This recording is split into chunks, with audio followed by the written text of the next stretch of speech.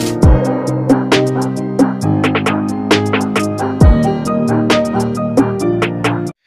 नमस्कार, मैं अतुल ठाकुर आप सभी का एक और फिर से अपने चैनल में हार्दिक स्वागत करता हूं। आज की इस वीडियो में हम भारतीय काव्य शास्त्र में संस्कृत आलोचना के जो आचार्य रहते हैं, जिनमें शोभाकार मित्र, हेमचंद्र, शारदा तनय, जयदेव, विश्वनाथ कविराज जी, ये जो तमाम आचार्य रहते हैं, इनके ऊपर हम आज चर्चा करने जा रहे हैं।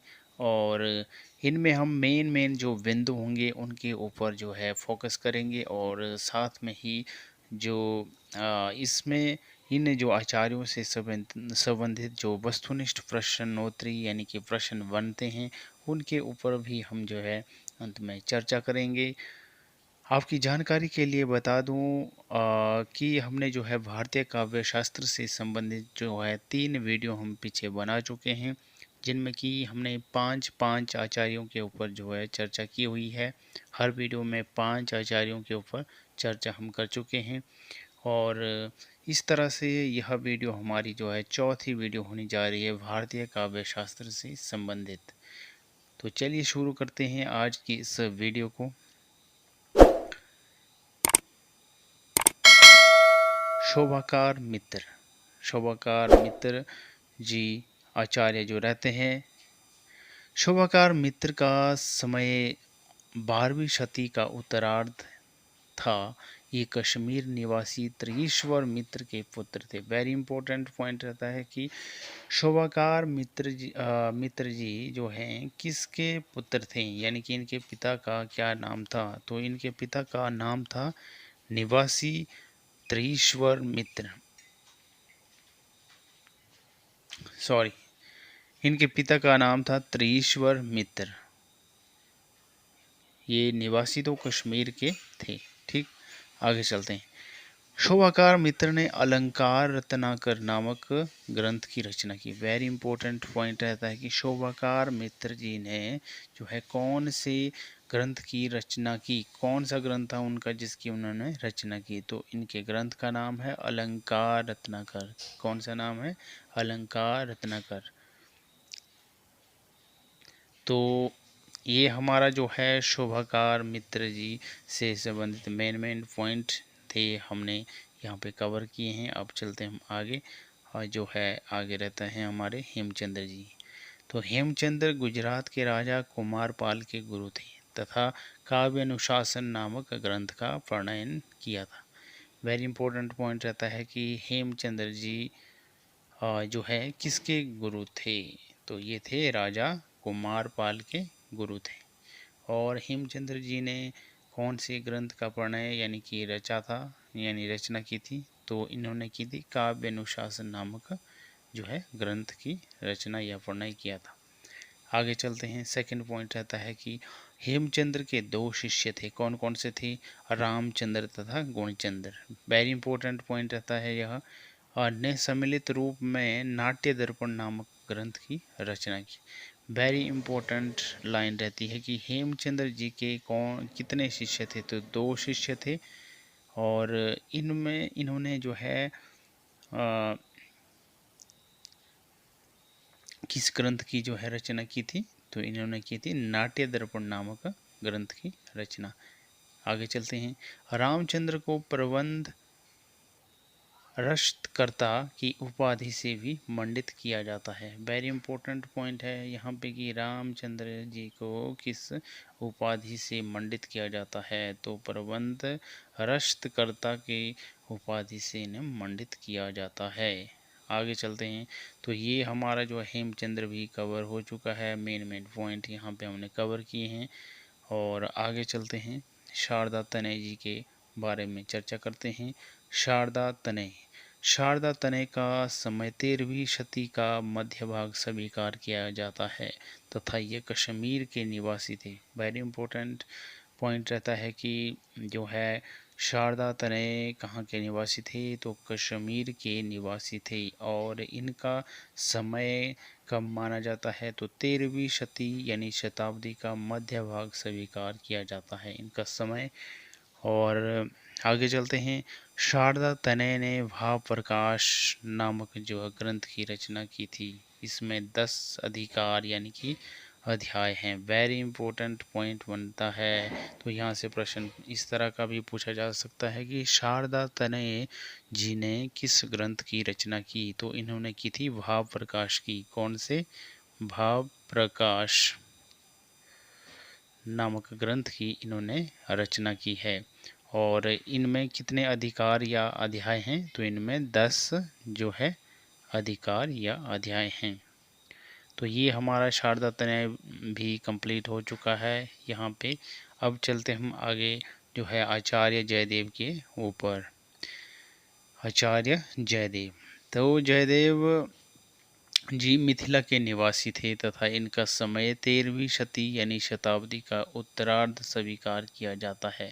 वेरी इंपॉर्टेंट पॉइंट है कि जयदेव जी जो है कहाँ के निवासी थे? तो ये थे मिथिला के निवासी। और समय कितना रहता है इनका? 13वीं शती यानी शताब्दी का उत्तरार्ध जो है स्वीकार किया जाता है। आगे चलते हैं। जयदेव साहित्य के क्षेत्र में पीयूष वर्ष तथा न्याय के क्षेत्र में पक्षधर उपाधि से प्रख्यात थे। वेरी इंपॉर्टेंट रहता है। प्रश्न यहाँ से बन सकते हैं कि जयदेव साहित्य के क्षेत्र में इनको जो है कौन सी उपाधि से ये प्रख्यात थे? तो ये थे पीयूष वर्ष की उपाधि से। और न्याय के क्षेत्र में किस उपाधि से प्रख्यात थे? तो ये थे पक्षधर जो है उपाधि से। आगे चलते हैं। जयदेव ने चंद्रालोक नामक जो अलंकार शास्त्र की रचना की। 10 म्यूखों तथा 35 अनुष्टुप श्लोकों में की है। तो यहाँ से भी प्रश्न बन सकता है कि जयदेव जी ने किस अलंकार शास्त्र की रचना की। तो इन्होंने चंद्रालोक नामक जो है अलंकार शास्त्र की रचना की है। तो चलिए आगे चलते हैं। हमारे जयदेव जी भी कंप्लीट हो चुके हैं। अब आगे चलते हैं हम, जो कि आज का अंतिम आचार्य जो रहते हैं वे हैं विश्वनाथ कविराज जी। विश्वनाथ कविराज उत्कल यानी कि उड़ीसा के राजा के संधि विग्रहिक थे। इनके पिता का नाम चंद्रशेखर था। यहाँ से प्रश्न बन सकता है कि कविराज विश्वनाथ कविराज जी के पिता का क्या नाम था? तो इनके पिता का नाम था चंद्रशेखर था इनके पिता का नाम। आगे चलते हैं। विश्वनाथ का समय जो है 14वीं शती का पूर्वार्ध स्वीकार किया जाता है। तो यहाँ से प्रश्न बन सकता है कि विश्वनाथ का समय कितने शताब्दी का स्वीकार किया जाता है? तो 14वीं शताब्दी या शती का जो है समय इनका पूर्वार्ध जो रहता है वो स्वीकार किया जाता है। आचार्य विश्वनाथ ने 10 परिच्छेदों यानी कि अध्यायों में साहित्य दर्पण नामक प्रसिद्ध ग्रंथ की रचना की थी। वेरी इंपॉर्टेंट लाइन रहती है कि आचार्य विश्वनाथ जी ने किस ग्रंथ की रचना की है? तो इन्होंने साहित्य दर्पण की नामक जो है ग्रंथ की रचना की है। और प्रश्न इस तरह से भी बन सकता है कि आचार्य विश्वनाथ जी ने साहित्य दर्पण को कितने अध्यायों या परिच्छेदों में बांटा है? तो इन्होंने 10 अध्यायों में इनको बांटा है। तो ये हमारा जो है आज का जो मेन आचार्य के जो मेन पॉइंट थे उनको हमने कवर किया है। अब चलेंगे हम आगे, इनसे संबंधित जो वस्तुनिष्ठ प्रश्न बनेंगे उनके ऊपर चर्चा करेंगे। तो वस्तुनिष्ठ प्रश्नोत्तरी में पहला प्रश्न रहता है स्क्रीन पर कि शोभाकार मित्र के पिता का क्या नाम था? बताइए। विकल्प आपके सामने दिए गए हैं। त्रिईश्वर मित्र, त्रिलोक, बलदेव या तारादेव। क्या सही उत्तर होगा? शोभाकार मित्र के पिता का क्या नाम था? बताइए।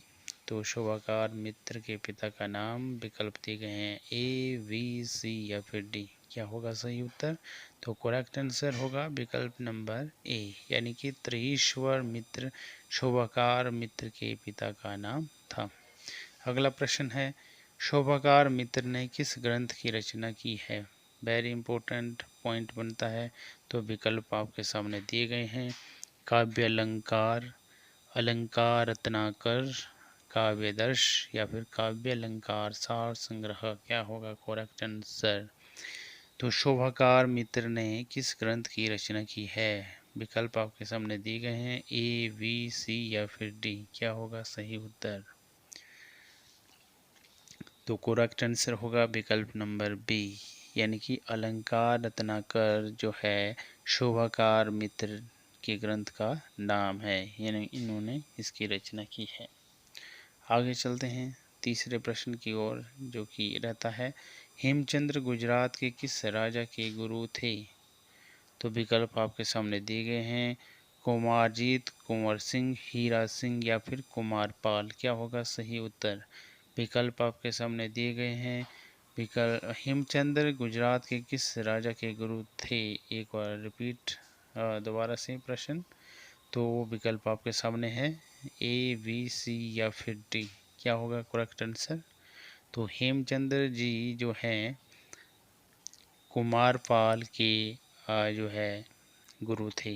तो ये जो है सही उत्तर होगा, यानी कि विकल्प नंबर डी, राजा कुमारपाल के यह जो है गुरु थे। अगला प्रश्न है, हेमचंद्र ने किस ग्रंथ की रचना की है? विकल्प आपके सामने दिए गए हैं, काव्य प्रकाश, काव्य अलंकार, काव्य अनुशासन या फिर काव्य दर्श। क्या होगा सही उत्तर?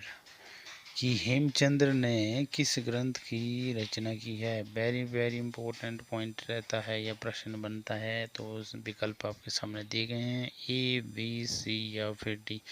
बताइए कौन सा सही उत्तर होगा? तो करेक्ट आंसर होगा काव्य अनुशासन, यानी कि हेमचंद्र ने काव्य अनुशासन नामक ग्रंथ की रचना की है। सी इसका करेक्ट आंसर होगा। आगे चलते हैं पांचवें प्रश्न की ओर। हेमचंद्र के शिष्यों ने किस ग्रंथ की रचना की है? विकल्प आपके सामने दिए गए हैं, नाट्य दर्पण, नाट्य प्रकाश, नाट्य ज्योति या फिर काव्य अलंकार। क्या होगा सही उत्तर? हेमचंद्र जी ने के शिष्यों ने किस ग्रंथ की हेमचंद्र के शिष्यों ने किस ग्रंथ की रचना की है? तो विकल्प दिए गए हैं, ए, बी, सी या फिर डी। क्या होगा करेक्ट आंसर? तो सही उत्तर होगा विकल्प नंबर ए, यानी कि नाट्य दर्पण की जो है ग्रंथ की जो है रचना की है हेमचंद्र के शिष्यों ने। अगला प्रश्न है, रामचंद्र को किस उपाधि से मंडित किया जाता है? विकल्प आपके सामने दिए गए हैं, प्रबंध रश्तकर्ता, प्रबंध मणि, प्रबंध प्रकाश या प्रबंध दिग्विजय। क्या होगा सही उत्तर? रामचंद्र को किस उपाधि से मंडित किया जाता है? विकल्प दिए गए हैं, ए, बी, सी या फिर डी। क्या होगा सही उत्तर? तो करेक्ट आंसर होगा विकल्प नंबर ए, यानी कि प्रबंध रश्तकर्ता की उपाधि से जो है मंडित किया जाता है रामचंद्र को। अगला प्रश्न है प्रश्न नंबर 7, शारदा तनय ने किस ग्रंथ की रचना की है? विकल्प आपके सामने दिए गए हैं, भाव ज्ञान, भाव ज्योति, भाव प्रकाश या फिर भाव मणि। क्या होगा सही उत्तर? शारदा तनय ने किस ग्रंथ की रचना की है? क्या होगा सही उत्तर? ए, बी, सी या फिर डी। करेक्ट आंसर क्या होगा? शारदा तनय ने सही उत्तर होगा विकल्प नंबर सी, यानी कि भाव प्रकाश नामक ग्रंथ की रचना की है शारदा तनय जी ने। अगला प्रश्न है, भाव प्रकाश में कितने अध्याय हैं? विकल्प आपके सामने दिए गए हैं, 10, 20, 30 या फिर 40। क्या होगा सही उत्तर? भाव प्रकाश में कितने अध्याय हैं? विकल्प आपके सामने दिए गए हैं, ए, बी, सी या फिर डी। क्या होगा सही उत्तर? तो करेक्ट आंसर होगा विकल्प नंबर ए, यानी कि 10 अध्याय जो है हैं किसमें? भाव प्रकाश में। अगला प्रश्न है, जयदेव साहित्य के क्षेत्र में कौन सी उपाधि से पहचाने जाते हैं? तो विकल्प आपके सामने दिए गए हैं, पीयूष मेघ, पीयूष वर्ष, पीयूष शीर्ष या फिर पीयूष व्रत। क्या होगा करेक्ट आंसर? जयदेव साहित्य के क्षेत्र में कौन सी उपाधि से पहचाने जाते हैं? विकल्प दिए गए हैं, ए, बी, सी या फिर डी। क्या होगा सही उत्तर? तो करेक्ट आंसर होगा विकल्प जो रहता है बी, यानी कि जयदेव जो है साहित्य के क्षेत्र में पीयूष वर्ष उपाधि से पहचाने जाते हैं। अगला प्रश्न है 10 नंबर, जयदेव ने किस अलंकार शास्त्र की रचना की है? विकल्प आपके सामने दिए गए हैं, चंद्रमुख, चंद्रप्रभा, चंद्रशील या फिर चंद्रालोक। क्या होगा करेक्ट आंसर? जयदेव ने किस अलंकार शास्त्र की रचना की है? कौन सा अलंकार शास्त्र था जिसकी रचना की है जयदेव ने? विकल्प आपके सामने दिए गए, ए, बी, सी या फिर डी। क्या होगा सही उत्तर? तो जयदेव ने चंद्रालोक नामक अलंकार शास्त्र की रचना की है। तो ये डी जो है राइट आंसर होगा। अगला प्रश्न है सेकंड लास्ट प्रश्न इस वीडियो का, कि विश्वनाथ कविराज जी के पिता का क्या नाम था? विकल्प आपके सामने दिए गए हैं, चंद्रशेखर, चंद्रजीत, चंद्रेश या चंदू। क्या होगा करेक्ट आंसर? प्रश्न एक बार फिर से रिपीट करता हूँ कि विश्वनाथ कविराज जी के पिता का क्या नाम था? विकल्प दिए गए हैं, ए, बी, सी या फिर डी। क्या होगा करेक्ट आंसर?